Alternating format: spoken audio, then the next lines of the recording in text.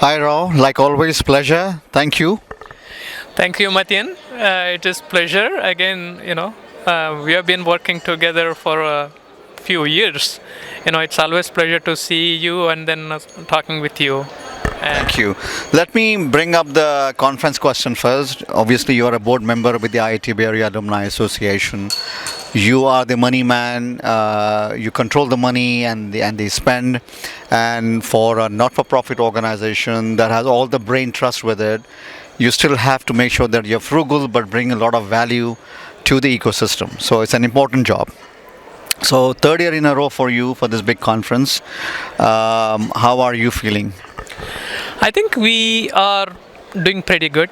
Um, Specifically, year over year, we are learning quite a few things, and we are doing some things new, and then we are all learning and learning new things. For example, like you were there last year, and Jensen Wang. So he's kind of when he was here, then it's a rock star status. So as a result, then we know that we attracted a lot of attendees. Um, but I think we know that we don't have speakers of that status this year. But still, we managed to pull it off with other speakers. So certainly, I think we are learning and we are putting a lot of efforts. Yeah. No, I think it's a great job. Like we say that your validation comes from your customers, and if your customers are happy, which are your attendees and your alumni, then that's what it matters, right? At the end of the day, so it's very gratifying, I think. So again, to you especially, and to all the other board members and the volume team, kudos and congratulations for another great event. Thank you. So one of the things though is that I'm very close to, like you said, I'm close to the money. So I see what is coming in and going out. So that is one of the things where I love it. I kind of like to do even in my job also. So one of the things is that when you are looking at the non-profit organization, we are all volunteers, 100% volunteers, right? So the thing is that you have to treat like it's your money, what you are spending, and then you are so frugal, right? So it's exactly what we do. So that's what I like to do with the way I like to do with my money. I like to do with the IIT Bay Area money too. Yeah. Absolutely, I think people see that, and you have been very good at it. I want to switch sides. You said that you like managing money, and keep your focus there. And this is what you do at the job as well. You work for a great company called Adobe. Okay, it's been a flagship company for many years in downtown San Jose, one of the flagship companies, especially for us here in Silicon Valley. But every company goes through transitions and evolves. And I think one of the few companies at that scale who has really understood the evolution of technology, absorbed, understood, and are now adapting and making an impact to the greater ecosystem. The question is, when you look at these things, where do you think the company in general and your role in particular that you are trying to make an impact and make a difference? Yes. So you kind of seen Bay Area quite a while. So I think one of the things Adobe does good is that it produces great products, and they have been very successful, and they are one of the first ones to get onto the cloud, public cloud, and that was a really a good way to put it because. The transformation started right from there, the digital transformation, and one another thing is that we have a very stable leadership. Shantanu was there for last 20 plus years as a leader. So particularly in my job, so I manage a function called FinOps. It's a cloud FinOps. What it is essentially kind of the way analogy I would give is healthcare, where you are spending billions of dollars, and even if you are spending 1% of saving 1% of it, then you are saving multiple millions. So same thing I think of for myself in my job.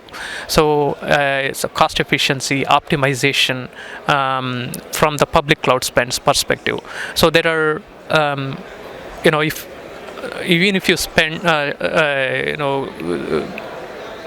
save about 1% of that, then you could reinvest that in new products. For example, like generative AI.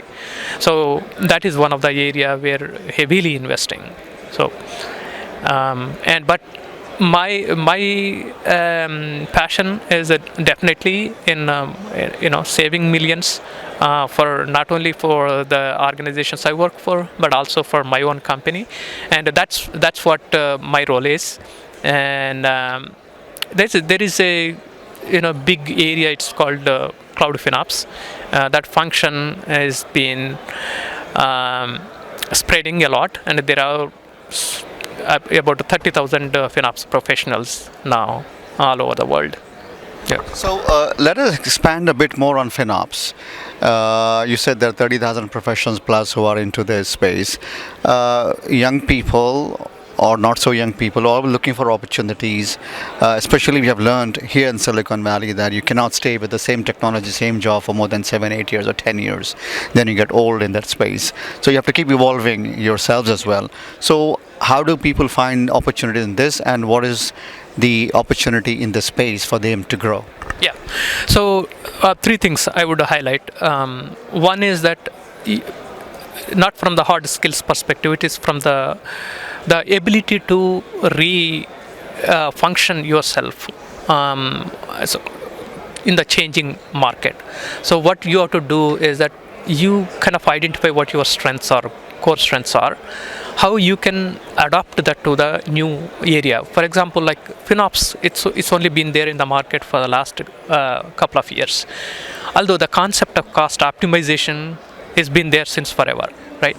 So we all know it's a kind of understandable that if you save enough money, then we can reinvest for some other purposes. So, but that concept is there. But FinOps has been the evolving field. So one thing is that, so whether it's the product management or the program management, or you have some amount of the cloud engineering or cloud experience, so then you automatically kind of apply those concepts. Say, for example, as a program manager or the product manager, we think about budgeting. We think about how to de-risk the initiatives. So you bring those concepts into this cost optimization, wherein what you do is that you kind of put together these principles and then say identify those areas. So it's a kind of same thing. You go through that process of identification. You identify those areas where there is a wastage and then start addressing that. And then there is also kind of impact versus effort, right? So the quadrant that you need to look at. So is it more impact and more effort, or more impact, less effort? So they address that thing first, more impact and less effort, and then slowly look into the other areas like more effort and more impact. So it's that is another way to think about this. And the second thing is that it's a more of a keep open mind for these opportunities and the reskill yourself. There is always, one of the speakers was mentioning, right? It is a 70% and a 30%. When you are high on the or a peak of your career in a particular area, that's the right time to switch. So it's not like when you are looking for that, you may not find the market, but when you are at the peak, then people want you. So I think that's that's the third thing to look at it. Yeah. Thank you for the detailed explanation. I think with your experience and your exposure, I think there are a lot of people who would benefit from this. But more importantly, I think, thank you for doing what we continue to do. It's a selfless service, and it's a thankless job sometimes. But, all of you guys do a fabulous job. Thank you again for everything. Thank you, Mateen. Again, one of the things I say is that I don't think of this as a thankless job. The way I think about that is that I'm learning by kind of contributing here, because I'm also growing, talking to folks like you and several others in the as attendees. But I appreciate for the opportunity to. That's a very good way of looking at it, But thank you. Appreciate it.